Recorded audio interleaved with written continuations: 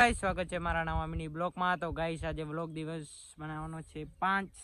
તો ગાઈસ આજે આપણો 5મો વ્લોગ આવી ગયો છે ને ગાઈસ આપણી ચેનલ એટલે કે વીકે બ્લોગરમાં તમને ગાઈસ કોટો વાગી ગયો તો વીકે બ્લોગરમાં ગાઈસ ચેનલમાં આપણા વ્લોગ્સ આવી રહ્યા છે। તમે વ્લોગ્સ દેખ્યા પણ હશે ને ના દેખ્યા હોય તો જઈને દેખજો ને ગાઈસ। પહેલા વિડીયો પહેલો જ આપણો જિંદગીના પહેલા વ્લોગ્સમાં આપણે 112 વ્યૂ આવી ગયા છે। તો ગાઈસ દિલમાં અહીંયા હરખ છે, કારણ કે પહેલા ક્રિએટનો થોડો પણ વિડીયો ઉપડે ને તો તેને હરખનો કોઈ પાર નથી રહેતો। અને ગાઈસ એના ક્રિએટર માટે થોડો વિડીયો કે સબસ્ક્રાઈબ વધી જાય તો તેના અહીંયામાં હરખ આવે છે। અને ગાઈસ આજે હું તમને બતાવવાનું છું ગાય એટલે કે ટોગડી, ગાયનું વાછરડું।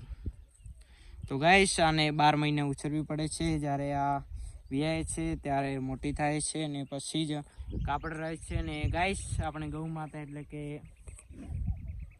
દેખી લો આપણે ગૌ માતા। તો ગાઈસ દર્શન કર્યા હોય તો તમે ધન્ય થઈ ગયા છો, કેમ કે હાલ તો લોકોને બહુ ગૌ માતાને માનતા નથી, પણ ગૌ માતાને માનવી ગાઈસ બહુ આપણા હિન્દુ ધર્મનો એક ધર્મ તરીકે આપણે ગૌ માતાને માનવી જોઈએ। ને ગાઈસ એવા લોકો નથી હોતા, આપણા હિન્દુ ધર્મોમાં એવા લોકો હોય છે જે ગૌ માતા માટે મરી જાય છે અને તેમનું બલિદાન આપી છે, પણ તે ગૌ માતાને બચાવે છે। અને ગાઈસ હું તો કહું છું કે હિન્દુના ધર્મમાં એક ઘરે દેશી ગાય તો હોવી જ જોઈએ, એટલે કે ગૌ માતા તો હોવી જ જોઈએ। ને ગાઈસ અમારા ઘરે તો ઓલરેડી છે જ, ને હું તો વિનંતી કરું છું કે જેટલા હિન્દુ ભાઈઓ છો તેમને ગૌ માતા ઘરે ઘરે હોવી જ જોઈએ।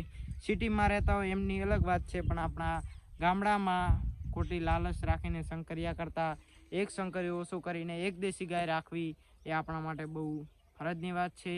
તો હિન્દુ ધર્મ હો તો આટલું કામ કરજો।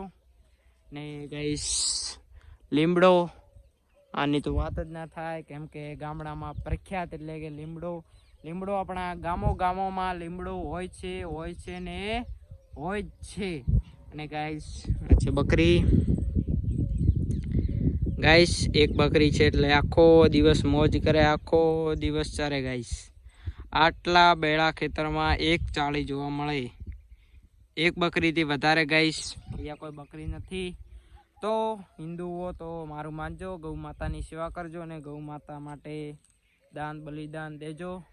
તો ગાઈસ આજનો આપણો 5મો વ્લોગ આટલો જ હતો। અને ગાઈસ નવો ટોપિક આવશે તો ત્યારે આપણે નવા ટોપિકમાં આપણે કોઈ બી ટોપિક હશે તો હું તરત વ્લોગ બનાવી દઈશ ને આપના દ્વારા જાણ કરીશ। તો આજનો વ્લોગ ગાઈસ એટલો જ હતો, તો બાય બાય।